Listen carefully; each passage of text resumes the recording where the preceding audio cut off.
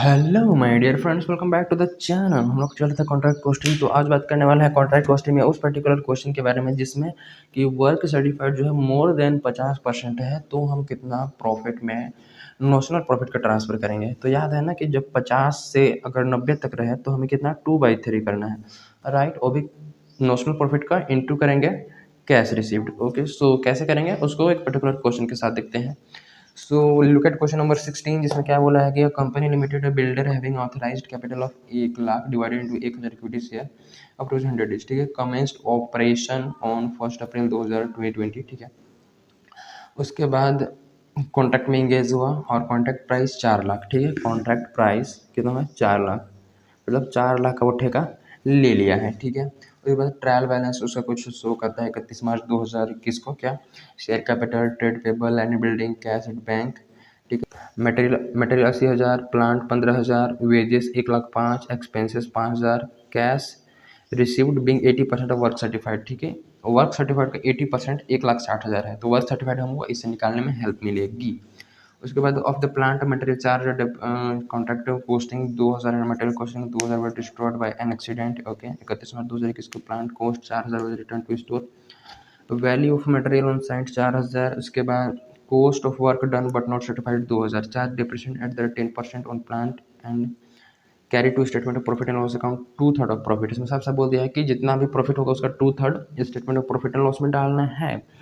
Prepare contract account for the year and balance sheet 31 March 2021 का सो year working clearly. तो देखो ध्यान से हम लोग स्टार्ट करते हैं, कुछ क्वेश्चन में खास है नहीं ज़्यादा। ठीक है, सो शेयर कैपिटल का कुछ काम नहीं है, ट्रेड पेबल का कुछ काम नहीं है, वो बैलेंस शीट बनाने में काम आएगा। लैंड बिल्डिंग ये गया, उसका कोई कम मतलब नहीं है। कैश एट बैंक भी वहीं जाएगा। मटेरियल तो हमने कॉन्ट्रैक्ट में 2 मटेरियल चार्ज किया, तो मटेरियल कितना का ये 80,000 का ना, तो material 80,000। And then to plant, plant भी हमने इशू किया था, टू प्लांट कितना 15,000। ओके, नो प्रॉब्लम, जैसे क्वेश्चन बोलता है वैसे करते जाओ, ज़्यादा कुछ खास है। टू वेजेस और एक्सपेंसेस, वेजेस कितना दिया था 1,05,000 एंड एक्सपेंसेस कितना का हो गया जी, टू एक्सपेंसेस 5,000 का। ठीक है, और कैश रिसिप्ट से हमें हेल्प मिलेगी कैलकुलेट करने में क्या जी, वर्क सर्टिफाइड। अब देखो इधर हो गया, अब क्रेडिट साइड में चलते हैं। बाई, बाई में क्या आएगा, plant and material charge to the contract, plant costing 2,000, material 2,000 were destroyed by accident. तो by profit and loss account use करेंगे क्योंकि डिस्ट्रॉयड हो गया, तो प्लांट डिस्ट्रॉयड कितना 2,000 और मटेरियल डिस्ट्रॉयड 2,000। ठीक है, दोनों डिस्ट्रॉयड हो गए 2,000, यानी कि टोटल कितना। और कुछ कहीं डिस्ट्रॉयड हुआ है क्या, और लगता है नहीं डिस्ट्रॉयड हुआ है, तो हमें 4,000 टोटल कर देना चाहिए। ये 4,000 का मटेरियल डिस्ट्रॉयड हो गया। एंड देन उसके बाद plant which cost 4,000 was return to store, तो by plant return to store कितना का 4,000 का रिटर्न हुआ है। ओके, तो 4,000 की कोस्ट है ना, यानी कि 4,000 शुरू वाली वैल्यू है। शुरू वाली वैल्यू कहने का मतलब जब हमने प्लांट इशू किया हुआ वही समय उसकी वैल्यू 4,000 थी। ठीक है, तो वो 4,000 की लास्ट में थोड़ी ना रहेगी, 4,000 उसकी वैल्यू थी, उसकी कोस्ट एक्चुअल कोस्ट उसकी कीमत थी 4,000। लेकिन साल भर हमने यूज़ किया तो डेप्रिसिएशन लगा होगा, वो भी कितना परसेंट से देना है 10%। ठीक है, अब देखो charge depreciation at the rate 10%, per annum word नहीं लगा है, मतलब हमें पूरे साल भर का चार्ज करना है, ध्यान है ना। जब पर एनम वर्ड ना लगा हो तो पूरे साल भर का चार्ज करेंगे, यानी कि 400 हो जाएगा 10%, तो 400 इसमें से माइनस कर लेस करेंगे डेप्रिसिएशन का। ठीक है, तो ये हो जाएगा कितना 3,600। ओके, उसके बाद देखोगे तो cost of work done certified not certified 2,000, charge depreciation और कुछ तो नहीं है, तो हमें अब निकालना पड़ेगा बाई प्लांट का एक और ट्रीटमेंट पता है, प्लांट एट साइट। देखो ध्यान से, प्लांट हमने कितना इशू किया था 15,000 का, कोई दिक्कत नहीं, ये था 15,000 का हमने इशू किया था। देखो ध्यान से, अगर हमने 15,000 का मटेरियल 15,000 का प्लांट इशू किया था, करेक्ट है। तो देखो 15,000 का प्लांट हमने इशू किया था, इसमें 4,000 रिटर्न हो गया, तो 4,000 माइनस कर दो जी, कितना बचा 11,000। और देखो यहाँ पे प्लांट डिस्ट्रॉयड भी तो हो गया, 2,000 का प्लांट नुकसान भी हो गया, तो 2,000 वैल्यू और माइनस करना पड़ेगा ना, 9,000 बचेगा। तो प्लांट एट साइड कितनी हो जाएगी 9,000। ठीक है, ध्यान समझो, 15,000 इशू किया था, कोई बात नहीं, 15,000 का प्लांट था, लेकिन 2,000 का प्लांट डिस्ट्रॉयड हो गया तो बचा 13,000। 13,000 में से 4,000 का रिटर्न कर दिया तो बचा 9,000। तो 9,000 में से अपन डिप्रिसिएशन चार्ज करो 10%, तो 9,000 माइनस 10% डायरेक्टली कर लो एक ही बार, 8,100 वैल्यू निकाल के दे देगा, तो 8,000 यानी कि 900 डिप्रिसिएशन 8,100 ये हमारा प्लांट स्टोर में, ये हमारा प्लांट जो है वो कॉन्ट्रैक्ट में बचा हुआ है, ठीक है। अब हम लोग करते हैं by WIP, work in progress account. Work certified निकालना पड़ेगा। वर्क सर्टिफाइड कैसे निकलेगा? तो वर्क सर्टिफाइड निकालने का बहुत सिंपल तरीका है। यहाँ देखो, वर्क सर्टिफाइड निकालने के लिए वर्क सर्टिफाइड कैसे निकलेगा जी? Cash received 80% of work certified. जितना भी वर्क सर्टिफाइड होगा हमें नहीं पता, अगर उतना से ये एक्स मान के चलते हैं वर्क सर्टिफाइड इंटू 80% करते हैं, ठीक है, तो कितनी फिगर आ जाती है? 1,60,000। ये मानते हो? अगर कैश रिसीव, अगर वर्क सर्टिफाइड का 80% क्या है? कैश रिसीव्ड है, तो वर्क सर्टिफाइड ये हमारा, और 80% यानी कि 1,60,000। अब एक्स की वैल्यू निकालना है तो क्या करेंगे? एक्स इक्वल टू, अब इधर डिवाइड में इधर आके मल्टीप्लाई में होगा, इधर मल्टीप्लाई में इधर आके डिवाइड में हो जाएगा, यानी कि 1,60,000 मल्टीप्लाई बाय 100 हो जाएगा और डिवाइड बाय 80 हो जाएगा, ठीक है। 8 दूना 16, यानी कि 2 और 1 2 3 4 0, 1 2 3 4 0, उसके बाद 1 और 0, यानी कि ये हो जाए कितना फिगर जी? 2,00,000 आ गया। ये आ गया 2,00,000। तो वर्क सर्टिफाइड हमारा निकल के आ गया 2,00,000।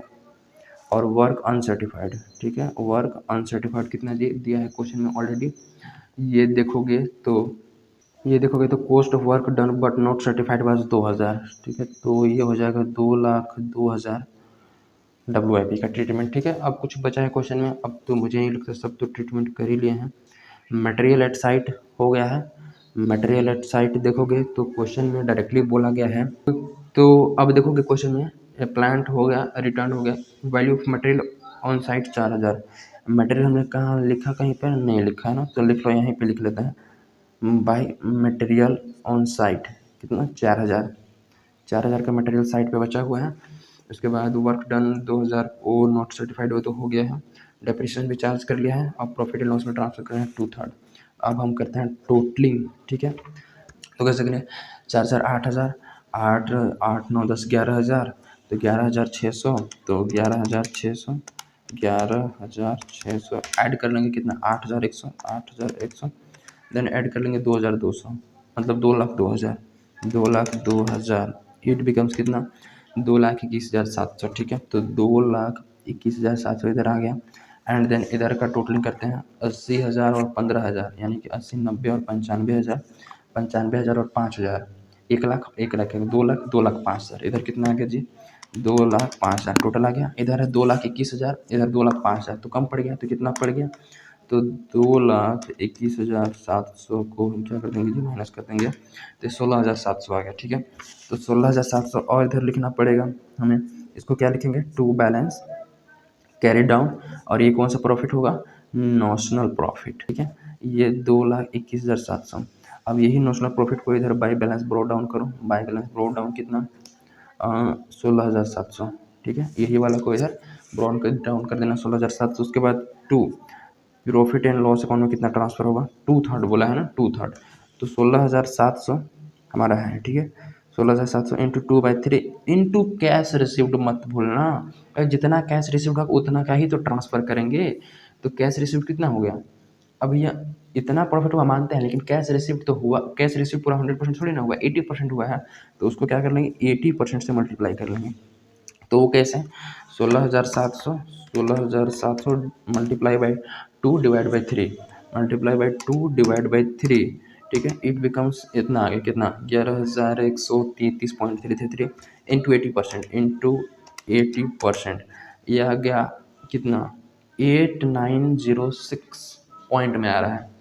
तो 8,9,067 कर देता हूँ डायरेक्टली, मतलब कि 8,9,8,907 कर देता हूँ डायरेक्टली, राइट। 8,900 नहीं, हाँ, 8,907 का डायरेक्टली, 8,907 डायरेक्टली लिख देता हूँ।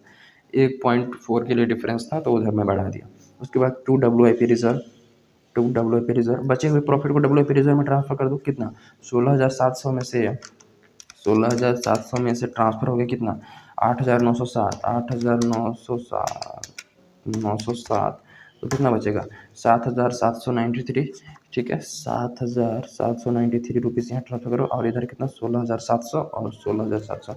तो इस टाइप से बेसिकली हमें क्या करना है जी? ये हमारा कॉन्ट्रैक्ट अकाउंट कंप्लीट हुआ। If you feel any doubt then feel free to ask in the comment section. बहुत ही सिंपल है, प्लांट रिटर्न वगैरह सब लिख दिया। WIP मैंने यहाँ पे वर्क सर्टिफाइड नहीं दिया था, वर्क सर्टिफाइड हम लोग ऐसे निकालेंगे।